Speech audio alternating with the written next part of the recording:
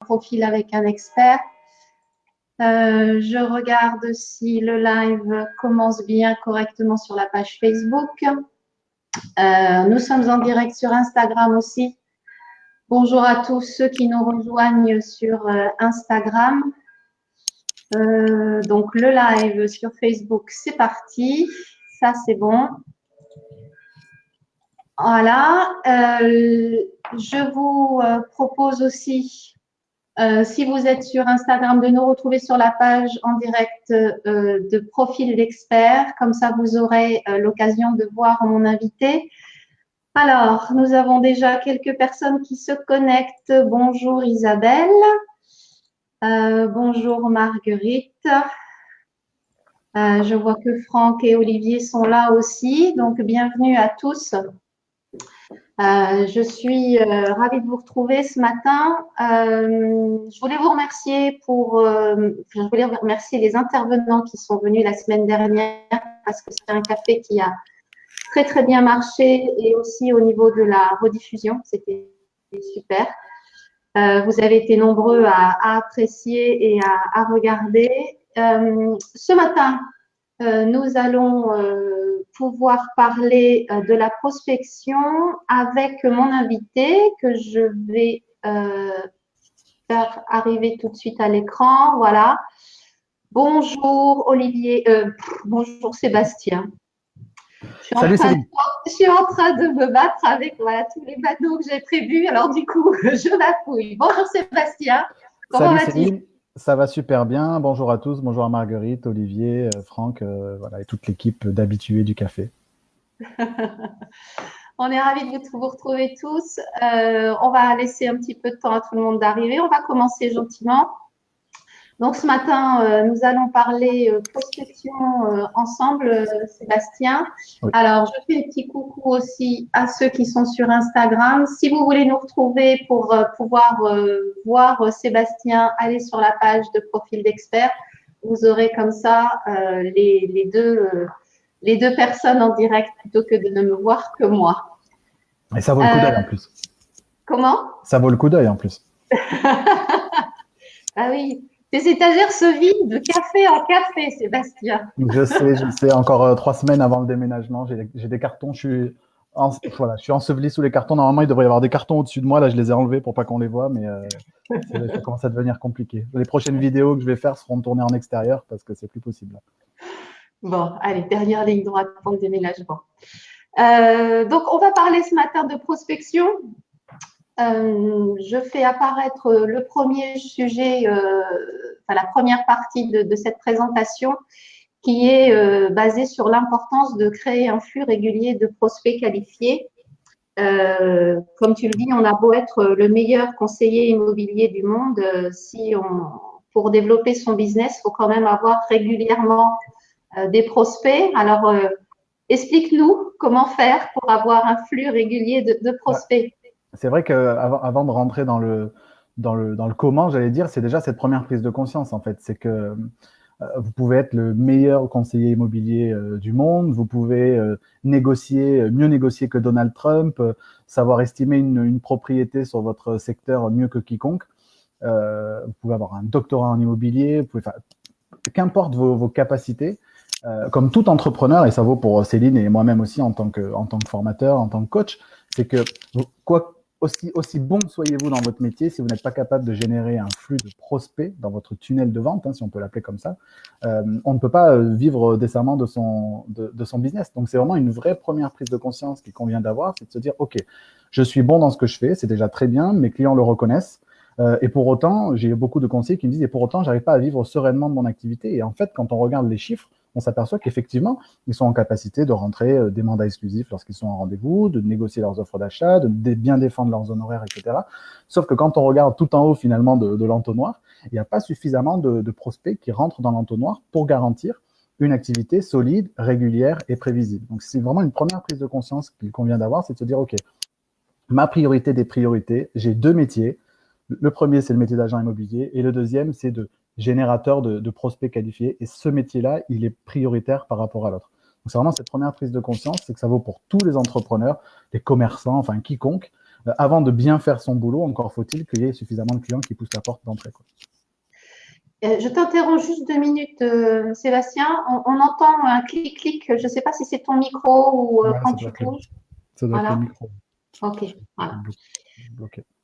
Donc, qu'est-ce que tu nous conseilles comme action? Comment faire? Quelles sont les premières choses à mettre en place? Pour moi, il y a on peut actionner en fait principalement 2 leviers. Le premier, c'est la rentabilisation de ces actions de prospection, et on va en parler tout à l'heure. Et la deuxième chose aussi, c'est d'aborder la prospection avec une approche un petit peu différente que du démarchage. Et c'est le deuxième point qu'on voulait aborder aujourd'hui, c'est d'aborder la prospection dans une logique d'apport de valeur. En fait, si vous voulez dire que vous êtes le meilleur conseiller immobilier de votre secteur, vous avez plusieurs façons de le faire. Première façon, c'est de le dire. Alors ça, il y a beaucoup de conseillers immobiliers qui sont très doués pour ça, pour dire qu'ils sont effectivement le meilleur sur leur zone. Pour avoir, donc, comme on le disait à l'instant, récemment vendu mon appartement, je peux attester que j'ai côtoyé beaucoup de conseillers immobiliers qui étaient très doués pour dire qu'ils étaient les meilleurs. C'est une première solution, c'est pas très efficace aujourd'hui. Deuxième solution, le faire dire à d'autres. Donc la deuxième solution, c'est effectivement ce qu'on appelle la preuve sociale. Donc ça va être tout ce qui va être témoignage client, études de cas, etc. Où vous allez effectivement indirectement faire dire par d'autres personnes que vous êtes un agent immobilier ou un conseiller immobilier compétent. C'est une deuxième solution qui est déjà un peu mieux que la première.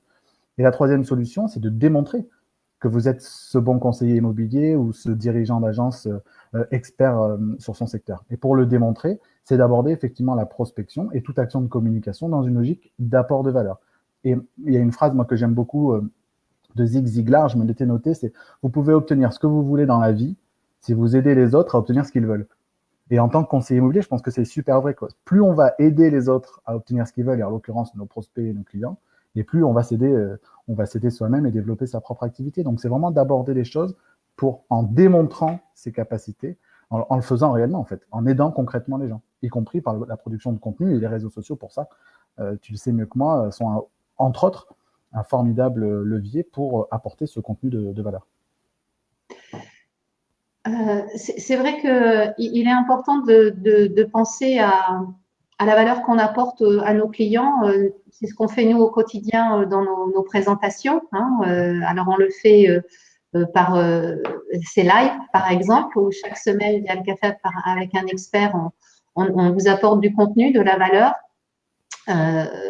pour démontrer aussi ce qu'on peut valoir. Enfin, c'est vraiment un échange, hein, d'informations et de valeurs.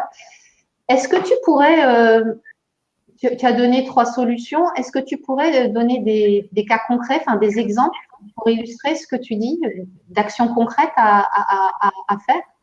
Bah, on parle de. Je vois que David parle en commentaire d'empathie. Moi, c'est une approche que je recommande toujours, ce que j'appelle. Il y a une prise de conscience que vous devez avoir en tant que conseiller immobilier, c'est qu'on intervient je dis toujours qu'on fait de la vente en situation émotionnelle complexe. Et aider ses clients, c'est effectivement déjà prendre en compte cette dimension émotionnelle qui est parfois complexe. Et donc, il convient de changer de posture, de non plus être en face à face avec un prospect éventuel, mais d'être en côte à côte et d'accompagner ses prospects. Alors, ça peut se faire, par exemple, quand vous faites votre remise d'avis de valeur, d'expliquer concrètement à votre client que le delta de prix entre le prix que vous annoncez et le prix qu'il espérait, ce sont essentiellement des deuils, finalement, que le prospect vendeur doit faire. Un deuil financier, le deuil de ses habitudes, le deuil des relations sociales qu'il a dans son quartier, le deuil des souvenirs qu'il a dans son appartement. Et tu disais que les étagères se vidaient, je suis en plein dedans et j'ai beau être un professionnel. Quand j'ai acheté cet appartement-là, on n'avait pas d'enfants, aujourd'hui on en a 2, on a plein de souvenirs là-dedans. Et on a beau être des professionnels et avoir un regard un peu détaché sur les choses, on doit nous aussi faire ce deuil finalement. Et le conseiller immobilier a un vrai rôle à jouer d'accompagnant au regard de ces deuils-là. Et la production de contenu sur les réseaux sociaux, c'est aussi du contenu qui va accompagner les clients dans cette démarche, à un moment donné, de détachement vis-à-vis de leur logement, en apportant du conseil de manière régulière. La plupart des gens qui sont en train de nous regarder, je les suis sur les réseaux sociaux, sont de plus en plus dans cette logique. Des conseils, des contenus sur leur quartier, sur les évolutions de leur ville, sur les taux d'intérêt, enfin peu importe, mais toujours dans cette logique de dire j'apporte du conseil et je démontre que je suis un professionnel, mais en le démontrant concrètement et pas en me contentant de de le dire. Et ça, effectivement, David parle d'empathie. Vouloir aider les autres, concrètement, on est en plein dedans, quoi. L'apport de valeur, tu disais aussi que ça pouvait être fait par le témoignage de clients. Et ça, c'est peut-être encore un aspect, je trouve, qui n'est pas suffisamment utilisé parfois. Le fait de partager l'expérience de vécu d'autres clients. Souvent, on voit maison vendue et puis il y a après, quelquefois, le petit commentaire qui a été fait sur le site avec voilà, le conseiller m'a super bien accompagné. Moi, je suis toujours un petit peu frustrée parce que je trouve que derrière, il manque l'histoire. C'est-à-dire qu'on a, on a la fin, mais on n'a pas le déroulé. Voilà. Comment l'agent a accompagné cette personne et comment cette personne l'a vécu.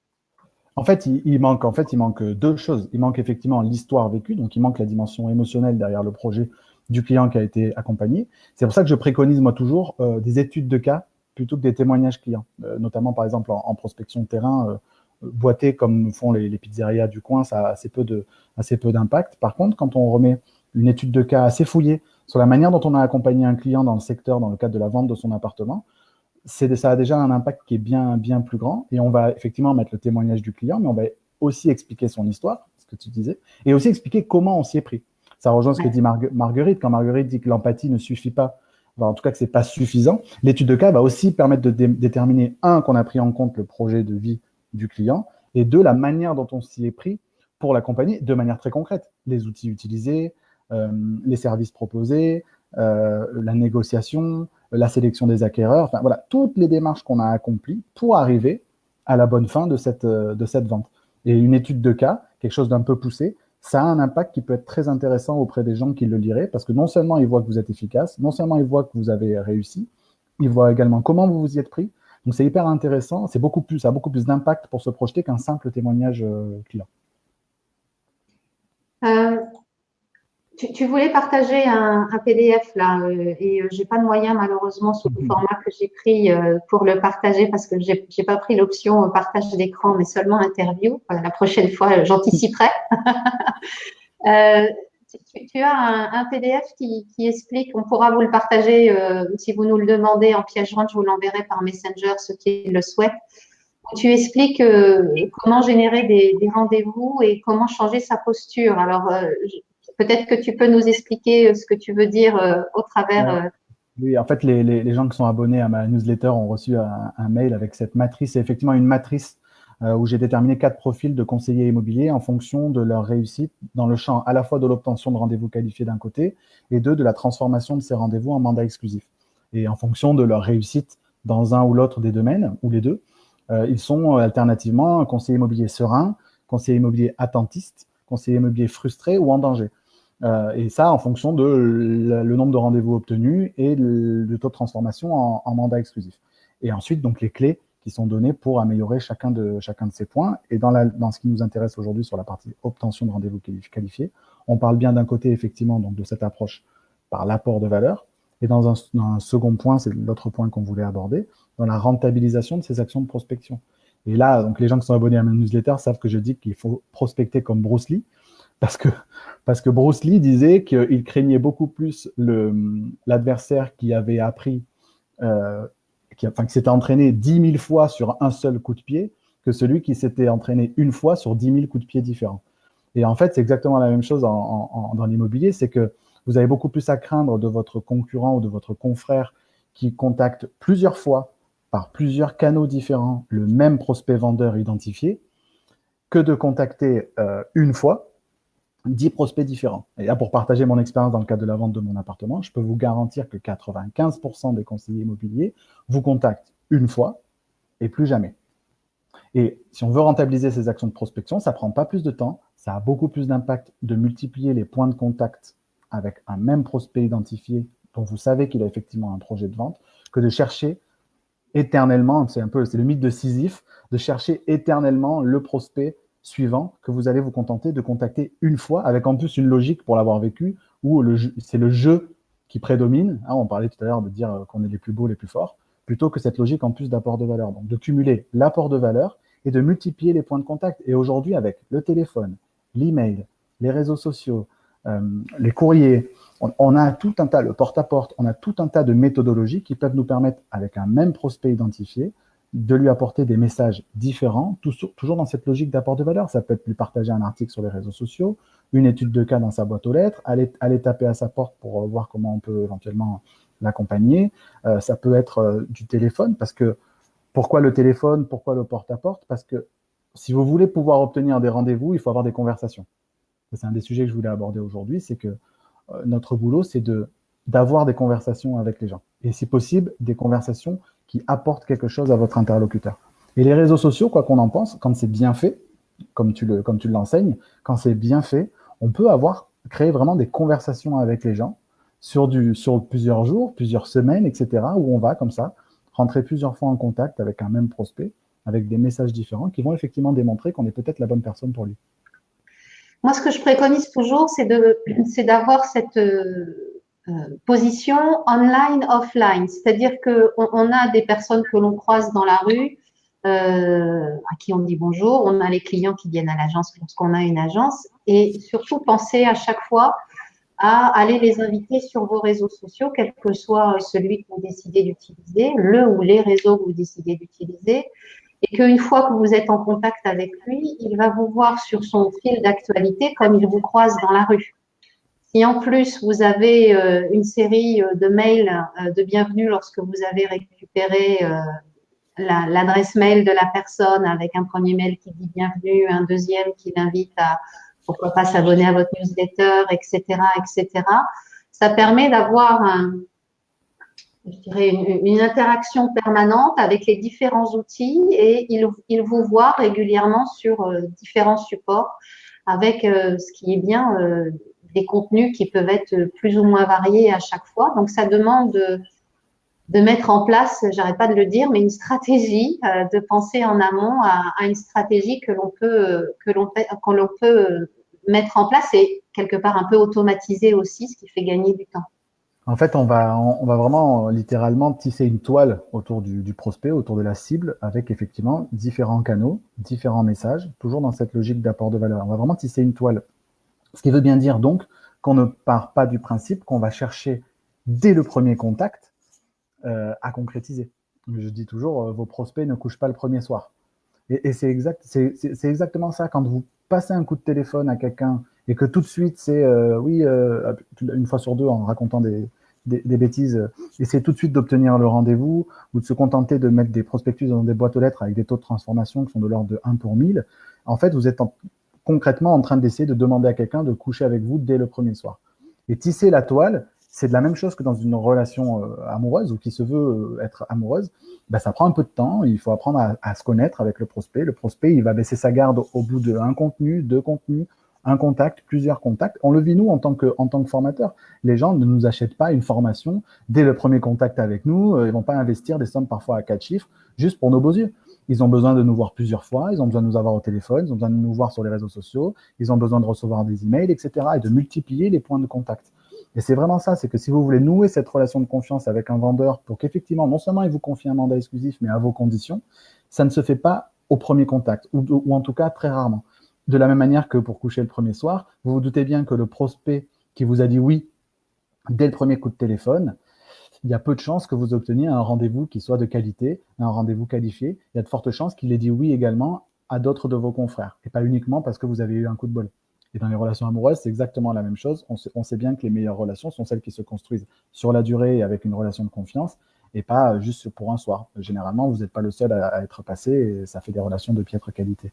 Et c'est exactement la même chose, c'est d'utiliser tous les canaux pour comme ça tisser le lien de confiance avec le client, plutôt que d'essayer tout de suite dès le début. Alors c'est sûr que parfois c'est frustrant parce qu'on se dit tiens, mon confrère, lui, il est allé franco, il a obtenu tout de suite le rendez-vous et le mandat.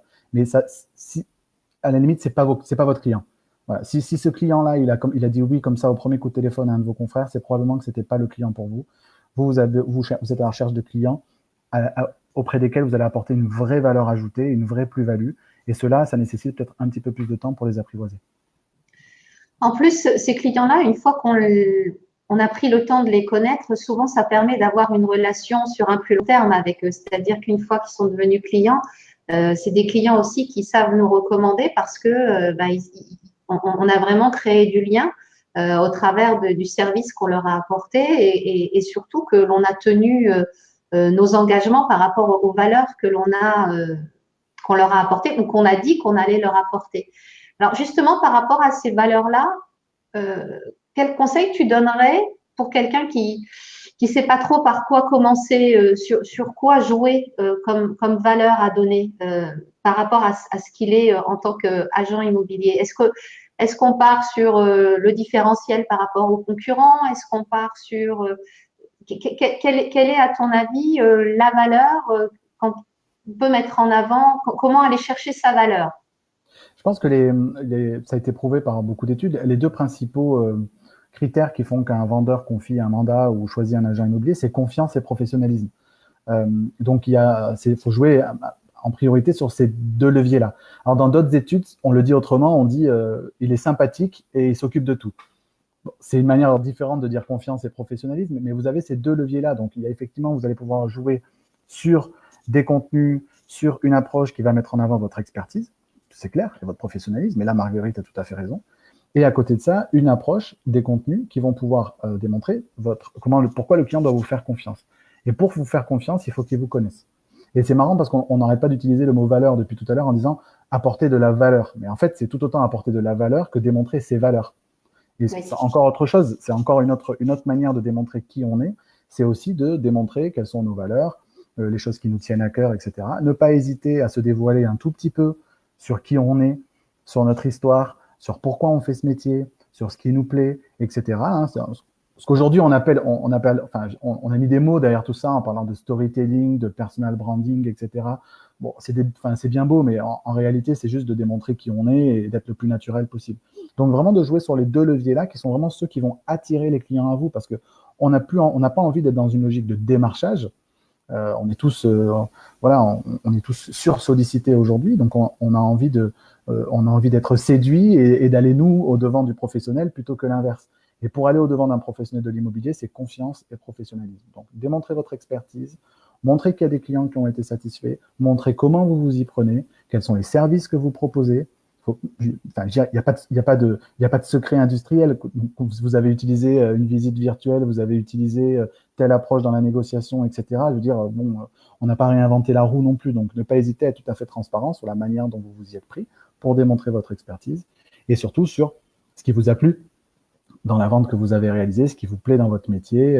Montrer un petit peu l'envers du décor, mais pas en mode il pleut, il neige, malgré la pluie, malgré la neige, je vais prospecter quand même. Parce que on l'a vu une fois, on l'a vu deux fois, prospection pluvieuse, prospection heureuse, bon, on a compris. Mais pourquoi vous le faites, quoi? Prospecter, on sait que c'est pas simple. La principale peur des conseillers immobiliers, c'est la peur du rejet. Donc, qui dit prospection, dit se mettre dans une situation où on a peur de s'entendre dire non. Expliquez-le, démontrez-le au travers d'une vidéo, au travers d'un contenu, que prospecter, c'est pas simple tous les jours aussi. Il y a des bons moments, mais il y a aussi des moments plus compliqués. Mais que c'est toujours un plaisir tous les matins de remettre le bleu de chauffe et d'aller essayer de démontrer à un maximum de personnes que vous êtes un bon professionnel. Et ça peut se dire aussi simplement que je viens de le dire. Hein. Une des choses, moi, lorsque j'accompagne des professionnels dans leur coaching, dans mes coachings, c'est que souvent ils me disent oui, mais si j'en dis trop, je le raconte aussi à la concurrence. Et il y a cette crainte-là aussi quand on est à vouloir divulguer ou dire comment on travaille, que les concurrents s'en inspirent. Mais je leur dis, n'ayez pas peur, si vous êtes bon, il n'y a pas de raison que ça sera un souci. Donc, comment tu peux conseiller par rapport à ça? Première des choses, comme je le disais, à ma connaissance, mais s'il y en a qui veulent m'envoyer un message en privé pour me le dire, mais je ne crois pas qu'il y ait encore énormément de secrets industriels, de choses que certains mettraient en place que ne font pas les concurrents. Alors, il y a énormément de choses que beaucoup de conseillers omettent de faire, mais il y a les choses que vous faites qui vous permettent de vous différencier. En théorie, on n'a rien inventé. Et d'ailleurs, si c'était qu'une question de service, si c'était qu'une question de drone, si c'était qu'une question de visite virtuelle, de homestaging virtuel, probablement que les grands réseaux se feraient la part belle et seraient ceux qui réussiraient. Il n'y aurait pas de place pour les autres. Et aujourd'hui, s'il y a encore de la place pour des indépendants qui font du travail de qualité, comme Franck, comme David, comme Marguerite ou d'autres, c'est aussi parce qu'à un moment donné, les clients leur font confiance pour ce qu'ils sont. Donc oui, des services, oui, de la valeur ajoutée pour les clients, mais si c'était qu'une question d'empiler les services, ce seraient les plus riches qui réussiraient à tous les coups. Mais ça voudrait dire qu'il n'y aurait pas de place pour les gens qui sont en train de nous écouter, qui ne seraient pas sous une enseigne. Et les gens n'en ont rien à cirer de l'enseigne qui est sur votre tête, les gens n'en ont rien à cirer des services que vous leur offrez. La seule chose qui leur importe, c'est d'avoir face à eux quelqu'un qui va les convaincre qu'ils sont effectivement la bonne personne pour vendre dans les meilleurs délais, dans les meilleures conditions de prix et en toute tranquillité, en toute sérénité. C'est tout ce qui intéresse vos prospects qui ne sont pas des experts de l'immobilier. Donc, à la limite, la manière dont vous vous y prenez, les gens n'en ont rien à cirer. La seule chose qui leur importe, c'est que vous soyez effectivement la bonne personne, celle en qui ils peuvent avoir confiance pour les amener au bout de leur projet. Ils ont à un moment donné une difficulté, une douleur qui est la volonté de vendre. Comment est-ce que je vais, et ce qu'ils veulent, c'est atteindre un état B, qui est celui de l'état dans lequel ce qu'ils ressentiront une fois qu'ils auront effectivement vendu ce logement, qui parfois sont des moments heureux et parfois des moments un peu plus malheureux. Mais voilà, c'est vraiment, n'ayez pas peur de démontrer vos services parce que finalement, ça peut attirer l'attention sur vous, mais les clients, ils n'en ont pas grand-chose à faire, de mon point de vue.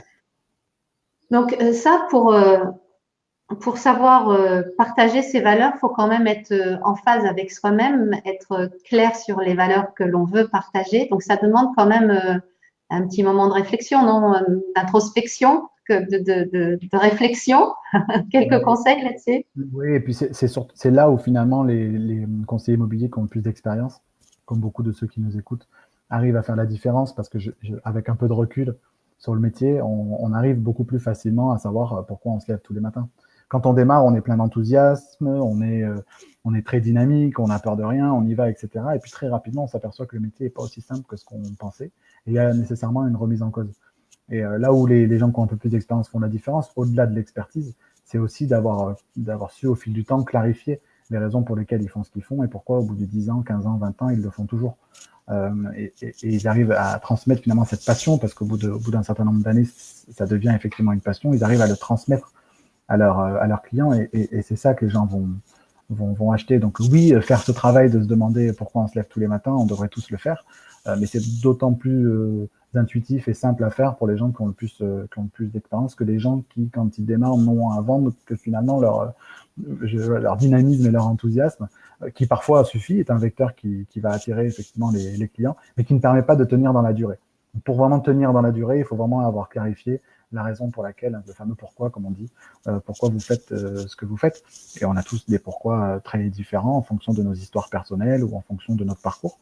Mais ce sont aussi des choses qu'on peut partager avec des prospects parce que les clients ont envie de savoir aussi ce qu'on a fait avant et pourquoi on fait ce qu'on fait aujourd'hui et ce qui nous motive.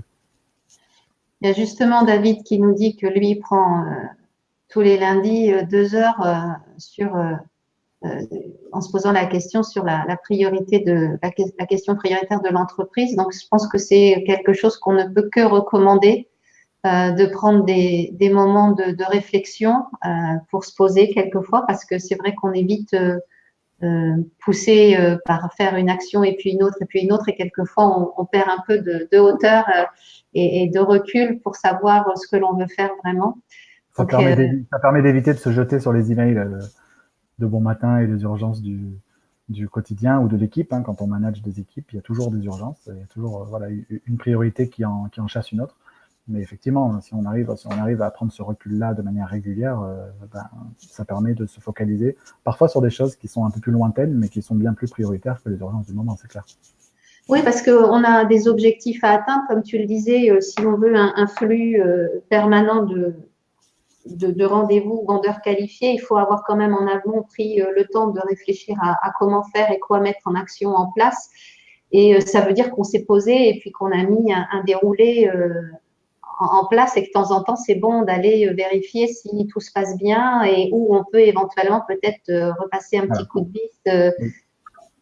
Identifier de manière la plus rapide possible les leviers d'augmentation du chiffre d'affaires. Hein. Je parlais d'entonnoir de vente tout à l'heure. Chaque conseiller devrait connaître combien de vendeurs il voit toutes les semaines, combien il en transforme en mandat exclusif, quel pourcentage de ces mandats il transforme en vente, quels sont ses honoraires moyens, de combien de ventes il a besoin tous les mois pour atteindre ses objectifs de revenus, etc. Et de temps en temps, jeter un coup d'œil à tout ça en se disant, tiens, effectivement, il y a une baisse de chiffre d'affaires, mais quand je regarde de plus près, bon, c'est peut-être mon suivi qui pose problème parce que je transforme un peu moins souvent les mandats exclusifs que par le passé, ou peut-être mon avis de valeur qui était pas dans le coup, ou non, en fait, je rencontre pas suffisamment de vendeurs par rapport à ce que je faisais par le passé, et d'identifier en un clin d'œil pour vite rectifier le tir, parce que quand on regarde quand on analyse que le chiffre d'affaires a diminué, il est déjà trop tard. C'est-à-dire qu'on est déjà en train d'analyser ce qui s'est passé il y a 3 ou 4 mois. Donc le seul levier, la seule métrique sur laquelle on doit avoir un regard, c'est le nombre de vendeurs avec lesquels on a effectivement une conversation dans la semaine. Alors, je vois qu'on arrive à 10h30, donc on a fait notre demi-heure de présentation. La deuxième chose avec Sébastien qu'on voulait partager avec vous, c'est le lancement d'une page que l'on a mis en place sur Facebook qui s'appelle Prospecter avec succès. Donc, je suis en train de, voilà, où on souhaite vous aider chaque semaine à progresser et trouver des solutions pour prospecter avec succès, aussi bien sur le digital qu'en présentiel, au téléphone, etc. Donc, je te laisse en dire un petit peu plus le temps que je partage le lien de la page dans le chat. Oui, on a effectivement décidé avec Céline de créer ce groupe Facebook qui s'appelle Prospecter avec succès. C'est un groupe privé, donc on vous invite à aller demander votre adhésion au groupe, qu'on acceptera avec grand plaisir. L'idée, effectivement, c'est que ce groupe soit un groupe de partage de bonnes pratiques. Hors de question pour Céline et pour moi de prendre une posture professorale dans ce groupe. C'est vraiment que ce soit un maximum d'échanges et de partage parmi les membres. On va ouvrir le groupe avec un premier live vendredi à 13h, au cours duquel vous retrouverez dans le groupe des gens qui se sont préinscrits à une formation sur laquelle on est en train de travailler avec Céline, puisqu'on est en train de travailler à la création d'une formation en ligne dédiée effectivement au sujet de la prospection, et notamment le mix prospection, puisque, comme Céline le disait, la nécessité de mixer dorénavant la prospection digitale et des actions de prospection de terrain plus classiques. Et donc, le premier live de vendredi sera l'occasion d'échanger et de co-construire finalement ensemble le contenu de la formation à venir, puisqu'il y a déjà 8 ou 9 personnes qui avaient émis le souhait cet été de se préinscrire à cette formation-là. Donc, on va les retrouver, j'espère, avec vous pour le premier live de vendredi, pour qu'on puisse échanger sur vos besoins et comment on peut construire au mieux aussi cette formation. Et puis ce groupe, bien évidemment, qui continuera de perdurer avec les membres de la formation, mais quiconque voudra apporter sa pierre à l'édifice du sujet de la prospection et de l'obtention de rendez-vous qualifiés. Voilà, donc le groupe en fait est une première étape. On vous pose d'ailleurs deux questions pour intégrer le groupe, voilà, pour que vous montriez votre volonté de participer, d'être actif, sachant que si vous êtes dans le groupe, vous n'avez aucune obligation de suivre la formation. Voilà, chaque semaine, on aura ou Sébastien ou moi un live pour répondre à vos questions. Ce sera une participation active de tous. Et puis, bien sûr, au fur et à mesure de la semaine, ce sera aussi l'occasion pour vous d'échanger entre vous des conseils ou des pratiques que vous faites pour avancer sur l'amélioration de vos outils de prospection et de vos méthodologies. Alors, venez nombreux. Je viens de recevoir des notifications. Je pense que oui, moi aussi, je vois que ça défile sur l'écran. Vous êtes déjà quelques-uns à avoir souhaité rejoindre le groupe. Donc, on aura plaisir à vous retrouver très rapidement. Et voilà, dès le premier live, vous verrez que, l'idée, c'est que qu'on puisse échanger un maximum. On va essayer de l'animer au mieux de notre temps avec Céline pour que vous puissiez, pour vous inciter à partager beaucoup de choses, des bonnes pratiques, des réussites, des échecs, des questions. Et puis, on essaiera modestement avec Céline de l'animer du mieux possible, puisque dans la formation, effectivement, on envisage beaucoup de travaux pratiques. Et donc, chaque semaine, on aura probablement un live dans le groupe pour utiliser en fait une étude de cas d'un des membres de la formation et de le décortiquer avec l'ensemble des membres du groupe. Donc voilà, c'est vraiment un maximum d'échanges, on l'espère, et puis on espère pouvoir faire perdurer ce groupe le plus longtemps possible. On va essayer de s'accrocher nous aussi. Je vois que David parlait de stratégie, action et courage, donc on va essayer d'avoir le courage nécessaire de tenir dans la durée ce groupe, parce que on a pu constater aussi qu'il y avait énormément de groupes sur Facebook qui avaient des difficultés à être animés au fil du temps, et c'est vrai que c'est pas simple. Donc le fait qu'on soit deux devrait pouvoir nous permettre de l'animer le plus régulièrement possible. C'est clair, c'est l'objectif de partager et puis partager aussi des points de vue, ça c'est intéressant. Et puis, comme le sujet c'était l'apport de valeur, voilà, on est aussi dans ce groupe dans la volonté d'apport de valeur, pas seulement ce que nous on peut vous apporter, mais aussi ce que les uns et les autres dans l'expérience au quotidien que vous avez, vous pouvez apporter à d'autres professionnels. Est-ce que tu vois autre chose à ajouter, Sébastien? Dis-moi. Non, je crois que c'est pas mal. On a fait le tour? Ouais, je crois, ouais.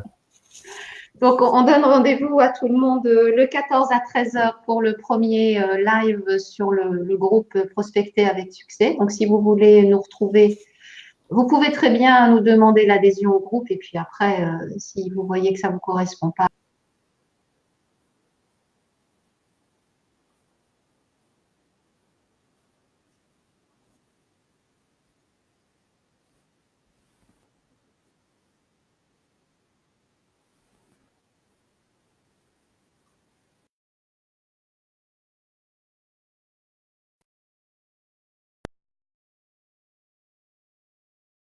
Est-ce que je suis seul? non, je suis là. Ah, ça y est, t'es de retour? Ouais, il y a eu une petite coupure. J'allais David, répondre à David. vas-y, ouais, vas-y. Non, mais je souscris à 1000%. Je suis beaucoup interrogé par des dirigeants d'agence sur des problématiques de recrutement. J'ai bien conscience qu'il y a deux problématiques essentielles quand on est dirigeant d'agence, qui sont effectivement, la productivité des équipes, mais il y a une vraie difficulté de recrutement. Et pour moi, effectivement, démontrer les valeurs, démontrer quel est le projet de l'entreprise, être tout à fait transparent avec les gens sur ce qu'on veut faire de notre agence, sont effectivement des vrais leviers de recrutement. Et les meilleurs recrutements sont des recrutements qui se font par les valeurs, mais aussi des recrutements qui se font par la cooptation. Et la cooptation, elle se fait essentiellement parce que vous avez des gens dans vos équipes qui adhèrent à vos valeurs et qui vont aller les transmettre à l'extérieur aussi. Donc oui, il faudrait effectivement qu'on fasse… On peut prévoir, David, un débat sur le sujet dans le courant du mois d'octobre. Sur la fin du mois d'octobre, j'ai pas encore d'invité sur un café avec un expert sur cette thématique-là. Donc, je vais, on va regarder pour aborder ce sujet-là. C'est une très bonne, super. Le recrutement, c'est un vrai sujet. Ouais. Bah, écoute, en octobre, David, on verra ça. Et puis, pourquoi pas, comme tu proposes de participer, mais avoir peut-être plusieurs invités et puis des responsables d'agence, justement, qui pourront partager leurs avis sur ce sujet-là. Avec grand plaisir. Voilà, Sébastien, on va te souhaiter une bonne journée. Merci, bonne semaine à tout le monde, bonne vente. Et puis, pour ma part, je vais vous retrouver la semaine prochaine. Je suis en train d'inviter un professionnel. Alors, j'en ai approché plusieurs pour avoir un live sur un professionnel qui partage voilà, ses actions de communication digitale. J'en ai plusieurs en tête. On va voir qui sera l'invité la semaine prochaine. C'est un invité surprise, mais ce sera un professionnel de l'immobilier qui est présent sur les réseaux sociaux et qui a une vraie action je dirais, pensée et organisée pour partager avec vous sa façon de faire. Voilà, bonne semaine à tous, bonne semaine Franck, bonne semaine Marguerite, et puis merci Marie, bonne journée, et la semaine prochaine, lundi 10 heures pour un prochain café avec un expert. Bye bye à tous.